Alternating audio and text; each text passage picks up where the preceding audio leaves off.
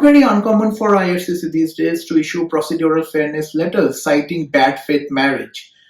This happens a lot in case of spousal sponsorship application, obviously, and a lot in case of open work permit application. So let's try to understand what is a bad faith marriage, the steps you can potentially take to avoid, first of all, obviously, receiving a procedural fairness letter. And if you did receive a procedural fairness letter on this very particular topic, probably this video will get you to a conclusion as to how you should possibly respond to it. I am Niladri Mukherjee, and as an organization, we specialize in responding to the procedural fairness letter.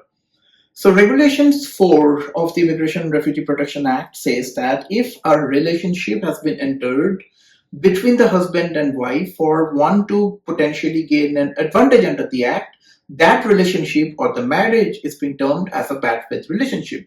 So meaning that, for example, if you live in Canada as a work permit holder, for example, your wife lives in India, you guys got married, did not provide sufficient proofs, and now IRCC is questioning the legitimacy, the genuineness of the marriage, and therefore the marriage and hence the relationship is being termed by IRCC as the bad faith marriage.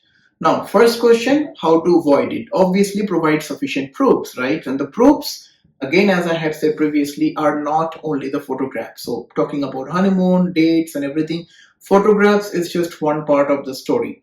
Cohabitation, interdependencies, emotional support, all these are important stuff that needs to be displayed, need to be present in a relationship for it to be termed as a bona fide relationship, right? So all those explanations and proofs need to be present in the principal application for you not to receive a procedural fairness letter.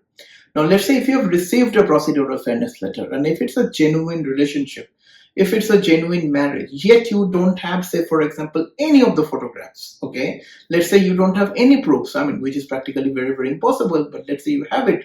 Still, if you're able to prove the bona fideness and the genuineness of the relationship by taking into consideration the subsections of Regulations 4, which talks about the bona fideness of the marriage, this application will possibly be saved. I have worked on and I'm working on a ton of similar applications. Like really this kind of applications is on the rise, and hence before you lodge a spousal sponsorship application or even a spousal open work permit application, please understand and read Regulations 4, understand what is a bad faith relationship, implement those things in your application before you press the submit button. If you need our assistance, more than welcome to hop into our website, book a consultation, and we can go from there. Bye.